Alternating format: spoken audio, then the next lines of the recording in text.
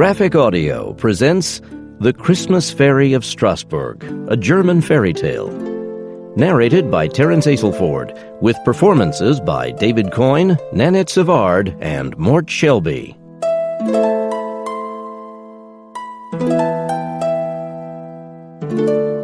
Once, long ago, there lived near the ancient city of Strasburg on the river Rhine a young, handsome count whose name was Otto.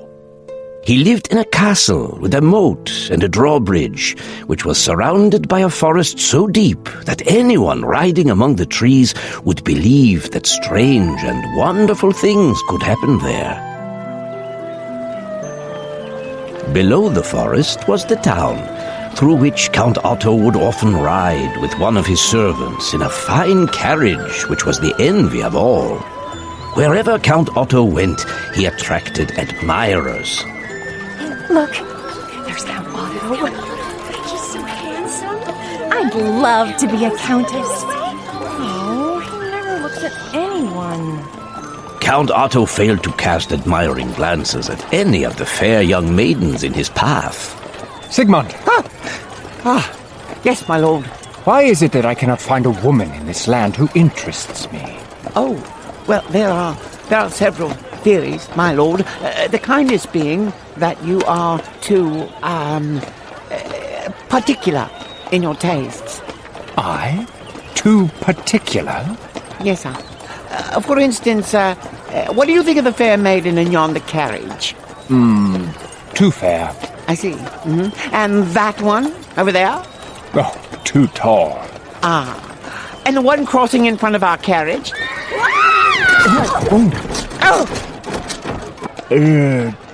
Too flat.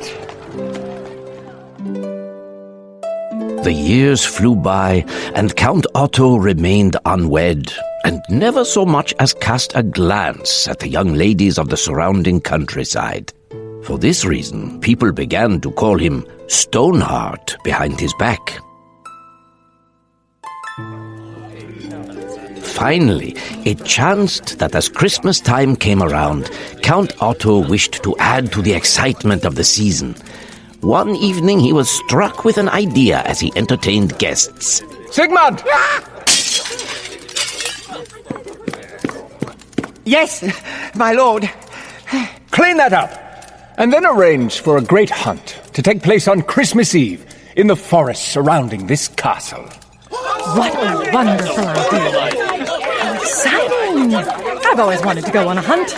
Send word to everyone who is anyone in the surrounding land, inviting them to attend the hunt and a Christmas feast as my guests. I shall set about making the preparations at once, my lord.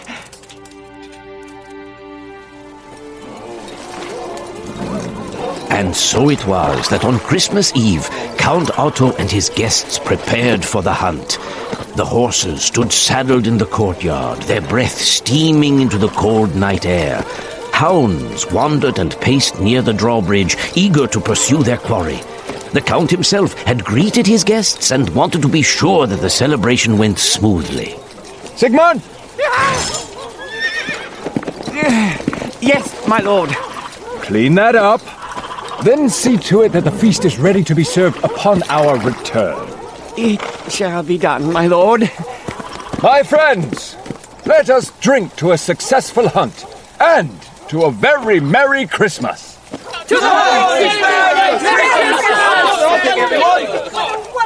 With that, Count Otto, his guests, and their many retainers rolled forth, ranging over the countryside. The chase became more and more exciting.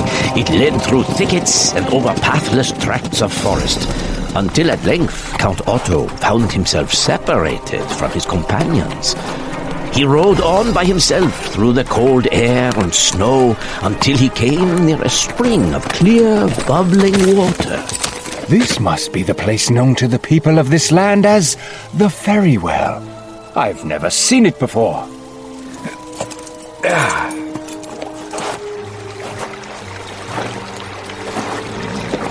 Count Otto bent over the spring and began to wash his hands in the sparkling, caressing tide.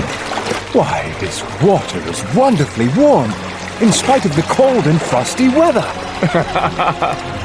He felt a glow of joy pass through his veins, and he plunged his hands deeper. Then it felt as if his right hand was grasped by another, soft and small, beneath the water. What's this?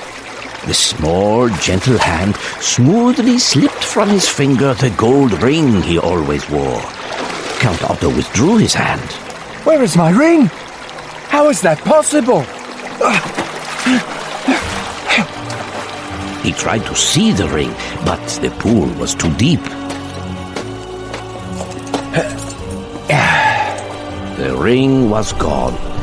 It would never be retrieved while water flowed from the spring. Unhappy over his loss, yet full of wonder at this mysterious event, the Count returned to his castle. Welcome back, my lord. Where did you go, my lord? While his guests were full of talk about the hunt, Otto's thoughts were only of the fairy well and his lost ring, and he resolved in his mind to do something about it. Sigmund! Yes, my lord. Clean that up. Then go and tell the gardeners and field workers that there is a wellspring in the forest that I wish to have emptied and dug out tomorrow, without fail. It shall be done at once, my lord. Count Otto retired to his room and threw himself fully clothed upon his bed.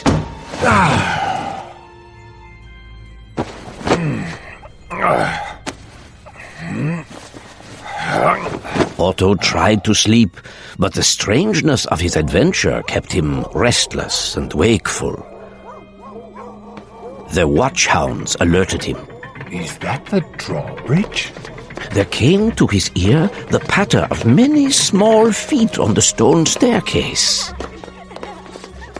Then, from the chamber adjoining his own, he heard indistinctly the sound of many small footsteps. A light appeared under the door which separated him from the adjoining chamber.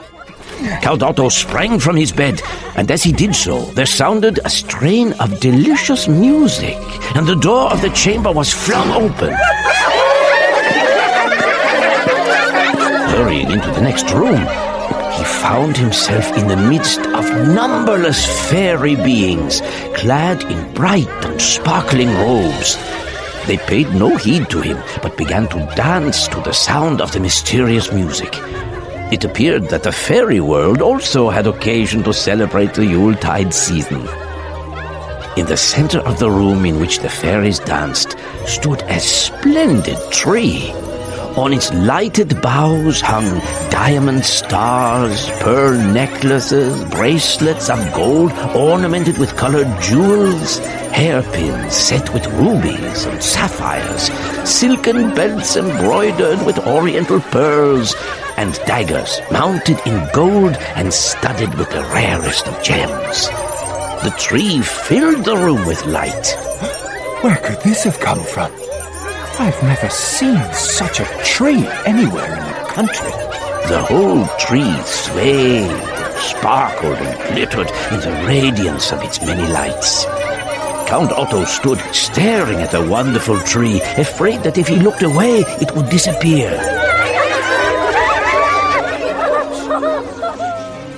As he stood, gazing at all this wonder, suddenly the fairy stopped dancing and fell back to make room for a lady of dazzling beauty who came slowly toward him.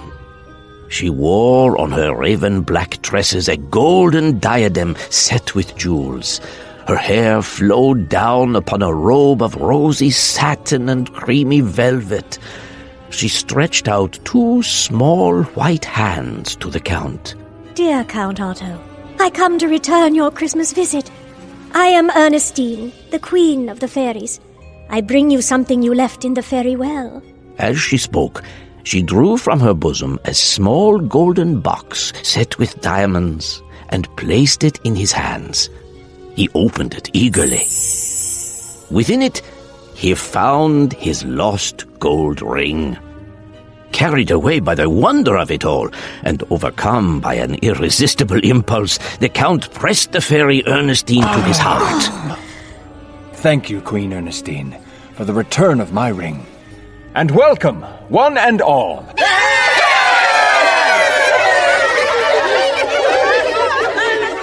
Ernestine took Otto by the hand and drew him into the magic mazes of the dance. The mysterious music floated through the room. The rest of that fairy company circled and whirled around the fairy queen and Count Otto, and then gradually dissolved into a mist of many colors.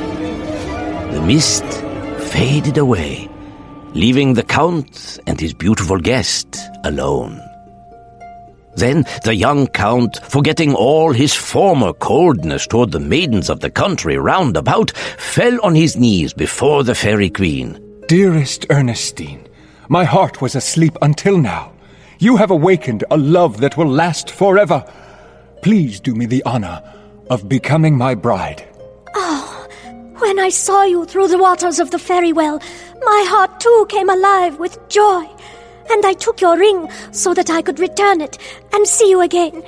I will consent to be your bride on one condition. You have but to name it, and I will agree, for the sake of our unending happiness. It is a simple condition, but absolute. You must never, ever speak the word death in my presence. I shall have the scribes strike the word from the vows and marry you when the sun rises tomorrow. Then, if you keep your word, I shall be yours from sunrise tomorrow until the end of time. Sigmund!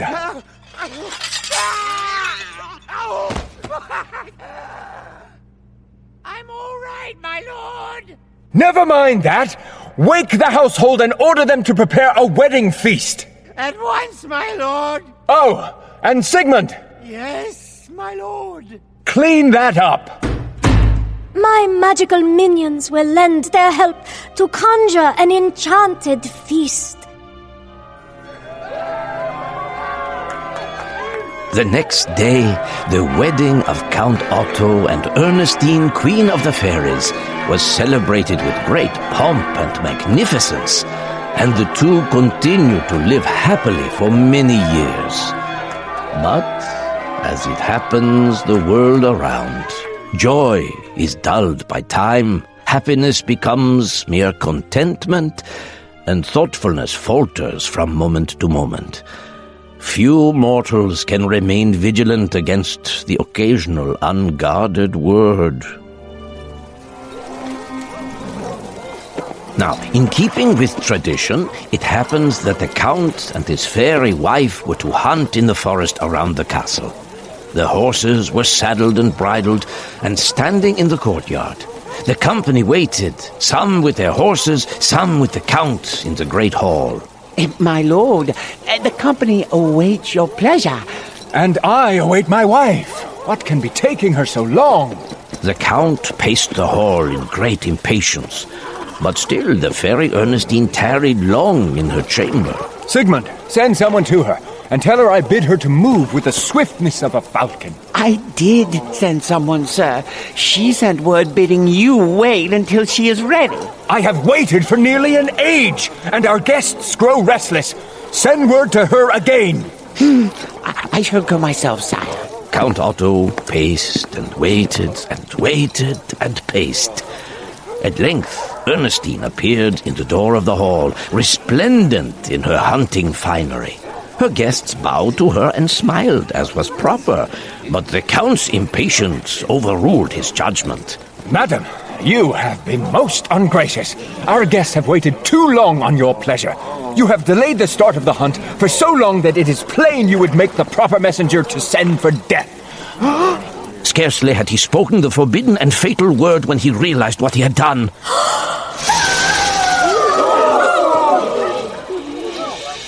Ernestine! What did she do?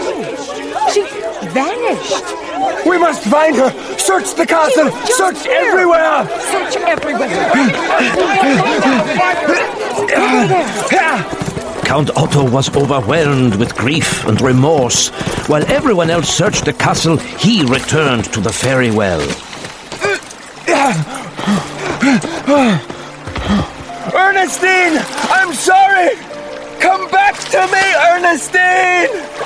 In vain he searched for his wife in the waters of the fairy well. No trace could he find of his beautiful, lost Ernestine. Count Otto returned to the castle, where his servants and guests had searched everywhere, but found nothing. His servant waited for him at the gate. My lord, every corner of the castle has been searched. No trace of your lady wife has been found, except for this. Look. Count Otto looked up and saw in the stone arch above the castle gate the imprint of Ernestine's tiny, delicate hand set in the keystone of the arch. Years passed by, and the fairy Ernestine did not return. The Count visited the castle gate each day and gazed upon the imprint of the fairy queen's delicate hand. Each day, each year, he continued to grieve. And every Christmas Eve, he set up a lighted tree in the room where he had first met the fairy queen. He decorated it with all the bright, beautiful objects that a mortal mind could conjure into being, hoping that Ernestine would see it and come back to him. Perhaps this year. But his hope was in vain. Ernestine never returned.